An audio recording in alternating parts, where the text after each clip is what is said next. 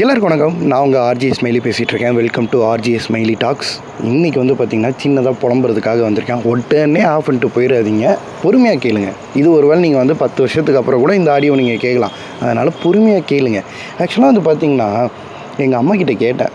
புலம்பினே இருக்கும்போது எங்கள் அம்மா சிம்பிளாக சொல்லிச்சு, போ கோயிலுக்கு போயிட்டு அங்கே போய் புலம்பு அப்படின்னாங்க. சரின்னு முருகரை பார்த்து புலம்பிட்டேன். ஆனால் இருந்தாலும் வாய் விட்டு புலம்பிட்டா ஆத்திரங்கள்லாம் அடங்குதா அப்படிங்கிறதுக்கு வேண்டி சும்மா அப்படியே டெஸ்ட் பண்ணுறதுக்காக இப்போ உங்ககிட்ட சொல்கிறதுக்காக வந்திருக்கேன். அப்படி என்னதாண்டா சொல்ல போகிற அப்படின்னு கேட்டிங்கன்னா, லைஃப்பில் சாதிக்கிறதுக்கு ஏஜ் இருக்கா இல்லையா? அவ்வளோ ஏஜ் ஆகிடுச்சா எனக்கு அப்படின்னு கேட்டிங்கன்னா அதுவும் கிடையாது. ஒரு மாதிரி மிடில் தான். பட் இருந்தாலும் எல்லோரும் ஸ்கோப்பில் உயரும்போது நம்மளும் அவங்க கூட சேர்ந்தே உயர்ந்துடலான்னு சொல்லி ஒரு டைமில் ஆரம்பித்தது அப்புறம் லேக் ஆகி ரொம்ப நாள் கழித்து மறுபடியும் தொடங்கினா இது ஜெயிக்க முடியுமா? புரிகிற மாதிரியே பேச மாட்டியாடா அப்படின்னு நீங்கள் கேட்டிங்கன்னா, 2019 ரெவனைட்ரோவில் மறுபடியும், அதாவது 2017 ஸ்டார்ட் பண்ணி அப்புறம் ஒரு வருஷம் கேப் விட்டு 2019 மறுபடியும் ரெவனைட்ரோவில் ஸ்டார்ட் பண்ணி இப்போ வரைக்கும் ரெவனைட்ரோவில் வீடியோ போடுறேன். ஆனால் அந்தளவுக்கு பெரிய ரெகனேஷன் கிடச்சிருச்சா அப்படின்னு கேட்டிங்கன்னா இல்லை. ஏதோ காரணத்தினால வந்து பார்த்திங்கன்னா அந்தளவுக்கு எனக்கு பெருசாக கிடைக்கல. ஆனால் இருந்தாலும் நீ ட்ரை பண்ணுறியா, ப்ராக்டிஸ் பண்ணுறியா, கஷ்டப்படுறியான்னு கேட்டிங்கன்னா எல்லாமே பண்ணின்னு தான் இருக்கிறேன். சரி, ஓகே.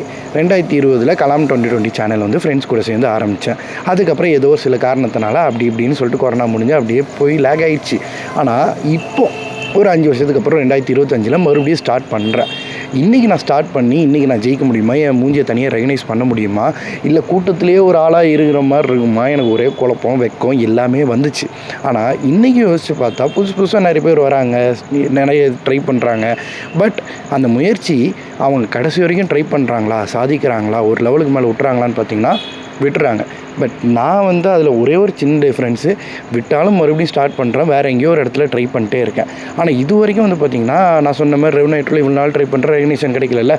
ஆனால் அதே நேரத்தில் ஆர்ஜே ஆகணும்னு சொல்லி 2017 ட்ரை பண்ணி இன்றைக்கி எனக்கு ஆர்ஜே கிடச்சிச்சான்னு கேட்டிங்கன்னா ஒரு 2 வருஷத்துக்கு முன்னாடி 2023 எனக்கு வந்து கிடச்சிது.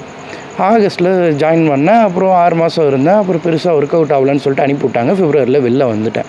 பட் வந்து பார்த்திங்கன்னா இந்த 6 மாதம் எனக்கு ஆர்ஜேவாக இருந்தது, சந்தோஷமாக இருந்துச்சு. இருந்தாலும் எனக்கு இருக்கிற கில்ட்டு, நம்ம எதுவுமே ட்ரை பண்ணாமல் எதுவுமே சாதிக்காமல் சும்மா உட்காந்துருந்தா கூட இந்த அளவுக்கு வந்துருக்குமான்னு தெரில. பட் இவ்வளோ தூரத்துக்கு ட்ரை பண்ணி உள்ளார வரைக்கும் போய் அங்கே போயிட்டு சக்ஸஸ்ஃபுல் ஆக முடியாமல் இப்படி தோற்றுட்டு வந்துட்டே, நீலாம் என்ன ஜென்மம், உனக்கு உண்மையிலே டேலண்ட் இருக்கா அப்படின்னு சொல்லி என் மனசாட்சி என்கிட்ட திரும்பி கேட்குது. அப்போ நான் என்ன கேட்குறேன், இருக்கு எனக்கு மனசாட்சிலாம் இருக்குது. அதனால தான் அது கேட்டுச்சு. அதுக்கு நான் பதில் என்ன சொன்னேன்னா, நம்ம ட்ரை பண்ணுறோம்ல, ஓகே, எங்கேயோ நம்ம தப்பு பண்ணுறோம். எல்லாருமே எல்லா இடத்துலையும் டேலண்ட்டாக இருக்க மாட்டாங்க.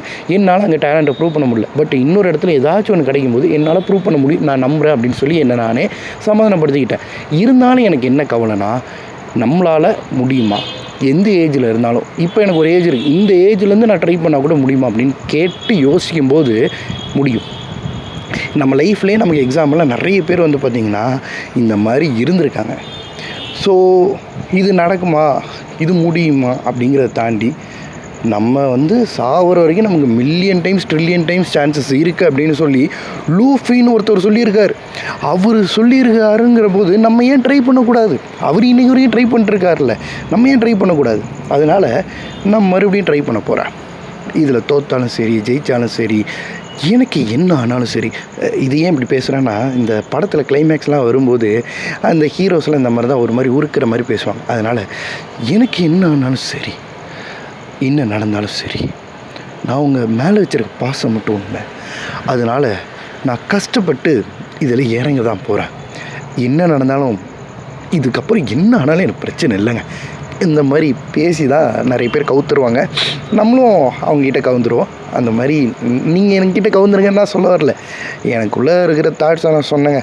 ஸோ இப்போவும் நான் ட்ரை பண்ணுறேன். கலம் 2021 மறுபடியும் ஸ்டார்ட் பண்ணியிருக்கிறேன். ஸோ மறக்காமல் சப்போர்ட் பண்ணுங்கள். இந்த சேனலுக்கே யாரும் கேட்க வரல, இதில் நீ இன்னொரு சேனலுக்கு சப்போர்ட் பண்ண சொல்கிறேன் அப்படின்னு கேட்டிங்கன்னா சொல்கிறது தான். திடீர்னு ஃப்யூச்சரில் நான் பெரிய ஹீரோ சரி, ஏதோ சின்ன சின்ன ரோல்ஸ் பண்ணின்னு இருக்கிறேன், இல்லை ஏதோ ஒரு வாய்ப்பு கிடச்சிச்சுங்கிற பட்சத்தில் அன்றைக்கி நான் ஏதாச்சும் ஒரு ஸ்டேஜில் சொல்லும்போது நீங்கள் வந்து இந்த ஆடியோ கேட்கும்போது இதுலேருந்து அதுக்கு சப்போர்ட் பண்ணும்போது அதில் வந்து பார்த்திங்கன்னா தனியால் கிடையாது. கலாம் 2020 பொறுத்த வரைக்கும் நான் வந்து ஒரு பெரிய டீம் செட் பண்ணிட்டுருக்கிறேன். அதுவும் வந்து பார்த்திங்கன்னா என் ஏஜில் இருக்க கூட்டம், என்னோடய இளைஞர்கள் கூட்டம் அப்படின்னு சொல்லி அவங்ககிட்ட டேலண்ட்லாம் வெளில கொண்டு வரணும்னு சொல்லி தானே அந்த சேனல் ஆரம்பித்தது. அப்படின்னா அது தானே சேர்ந்து போவோம். ஸோ அப்படி இருக்கும்போது அன்றைக்கி நீங்கள் இந்த ஆடியோ கேட்கும்போது நான் என்ன பண்ணின்னு இருக்கணும்?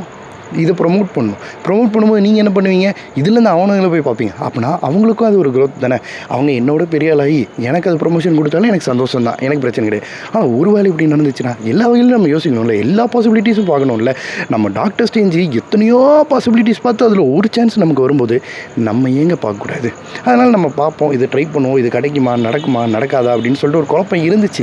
இருந்தாலும் உங்ககிட்ட பேச ஓகே இது ஒன்று நடக்கும்டா, நீ போடா, எந்த ஏஜாக இருந்தால் என்ன, எல்லா ஏஜ்லையுமே ட்ரை பண்ணுறாங்க, நீ அப்போலேருந்தே ட்ரை பண்ண, தொடர்ந்து பண்ணியிருந்தேன்னா இப்போ என்ன ஒரு இடத்துக்கு வந்திருப்ப. ஆனால் நீ அன்றைக்கி ட்ரை பண்ணாம முட்டா, ஆனால் வேறு இடத்துல ட்ரை பண்ணி தானே இருந்த, அதனால தானே உனக்கு இன்னொரு ஆப்பர்ச்சுனிட்டி கிடச்சி. அப்படியே நீ ஃபீல் பண்ணுற. இன்றைக்கி இருந்து தனியாக ஒரு புது லைனில் நீ போகிற, அதுலேயும் இருக்கிற எல்லா இடத்துலேருந்து ஏதாச்சும் ஒரு ஆப்பர்ச்சுனிட்டி வரப்போகுது அப்படின்னு சொல்லிட்டு யோசிச்சுக்கோ. இனி பிளாக் ரைட் மீடியா ப்ரோ இருக்குது, புதுசாக இன்னொரு சேனல் ஆரம்பிச்சு அதில் ஷார்ட் ஃபிலிம்ஸ் பண்ணு, அதுக்கப்புறம் கலாம் 2020 இருக்குது, இந்த ஆர்ஜி ஸ்மைலி டாக்ஸ் இருக்குது, ரவுனா இன்ட்ரோ இருக்குது, இன்னும் வேறு என்ன வேணும், வேறு யாராச்சும் ஏதாச்சும் ஒன்றுனா அதுலேயும் கூட சேர்த்துக்க அப்படின்னு சொல்லி என் மனசாட்சி சொல்லும்போது நம்ம ஏன் ஒன்றும், அதுவும் அந்த அரியர் எஃப்எம்மையும் மறுபடியும் கன்டினியூ பண்ணால் அதில் தெரிஞ்சவங்க அந்த வாடியோ கேட்க போகிறாங்க அப்படிங்கிற மாதிரி எனக்கு நானே சமாதானப்படுத்திக்கிட்டு உங்ககிட்ட பேசின்னு இருக்கிறேன். இவ்வளோ தூரம் நான் மூச்சு முட்டை பேசுகிறது உங்களுக்கு புரியுதா இல்லையாங்கிறது எனக்கு தெரில. ஆனால் இருந்தாலும் இவ்வளோ தூரம் நீங்கள் நான் பேசுகிறது கேட்டிருந்தீங்க, நான் புலம்புறது கேட்குறீங்க அப்படின்னா ரொம்பவே தேங்க்ஸ். உங்களுக்கு எதாவது புலம்பணும் அப்படின்னு நினச்சிங்கன்னா மறக்காமல் கௌதம் ஸ்மைலி 56 அப்படின்னு சொல்லிட்டு ஒரு இன்ஸ்டா ஐடி இருக்குது, அதில் ஃபாலோ பண்ணுங்கள், அதில் மெசேஜ் பண்ணுங்கள். அப்படி இல்லைனா காசா பணமா 2020@gmail.com அதில் வந்து மெசேஜ் பண்ணுங்கள். மறக்காமல் நான் உங்களுக்கு ரிப்ளை பண்ணி உங்களோட புலம்பலை நான் கேட்டு நம்ம 2 பேரும் சமாதானமாயிக்கலாம். Thank you, love you. உங்கள்கிட்ட விடைபெறுவது உங்கள் ஆர்ஜே ஸ்மைலி. அண்ட் ரொம்ப நாளாக வந்து பார்த்திங்கன்னா ஆர்ஜேனா இந்த மாதிரி கடகடன்னு பேசுகிறேன்னு நினச்சிருந்தேன். ஆர்ஜேங்கிறது 30 செகண்ட் பேசுகிறது தான். ஆனால் உங்களுக்கு புரிகிற மாதிரி, உங்களுக்கு தெளிவாக உணர்கிற மாதிரி, உங்கள் மனசில் போய் இருக்கிற மாதிரி பேசுகிற ஒவ்வொருத்தவங்களுமே ஆர்ஜே தான். இன்றைக்கி யூடியூப்பில் இருக்கிற நிறைய பேர் ஆர்ஜே தான். அதனால் நீங்களும் உங்களோட டேலண்ட்டை ப்ரூவ் பண்ண நினச்சிங்கன்னா ப்ரூவ் பண்ணுங்கள். நம்ம எல்லாருமே சேர்ந்து போவோம். ஏன் 1000 பேர் சேனல் ஆரம்பித்து போனால் பார்க்க மாட்டாங்களா? பார்ப்பாங்க. அதெல்லாம் பார்க்குறதுக்கு நிறைய பேர் இருக்காங்க. எல்லோரும் மாற்றி மாற்றி பார்த்துக்கலாம். யாரையுமே கிரிட்டிசைஸ் பண்ணாமல், கெட்ட வார்த்தை போடாமல், யாரையுமே வந்து இகழ்ந்து பேசாமல், நம்மளுடைய டேலண்ட்டை ப்ரூவ் பண்ணி நம்ம ஒரு விஷயத்த எல்லாத்துக்கும் உணர்த்தணும்னு நினச்சி யார் இங்கே எந்த ஒரு இடத்துக்கு வந்தாலும் எல்லாத்தையுமே வரவேற்கணும். அதனால் கவலையப்படாமல் வாங்க, உங்கள் டேலண்ட்டை ப்ரூவ் பண்ணுங்கள். என்ன மாதிரியே ஒரு 1000 பேர் இருக்காங்களேன்னு நினச்சிங்கன்னா அதை பற்றியும் கவலைப்படாதீங்க. அதில் ஏதாச்சும் ஒரு விஷயம் உங்களை யூனிக்காக காட்டும். அந்த யூனிக்னஸை மட்டும் கொண்டு நீங்கள் ஜெயிக்கலாம். அது வரைக்கும் நம்ம எல்லாருமே காமனாக இருக்கோமா, இருந்துட்டு போகிறோம், பிரச்சனை இல்லைங்க. ஸோ நம்ம சாதிக்கிறோம். Thank you and love you. உங்ககிட்ட இருந்து விடை பெறுவது உங்கள் ஆர்ஜி ஸ்மைலி.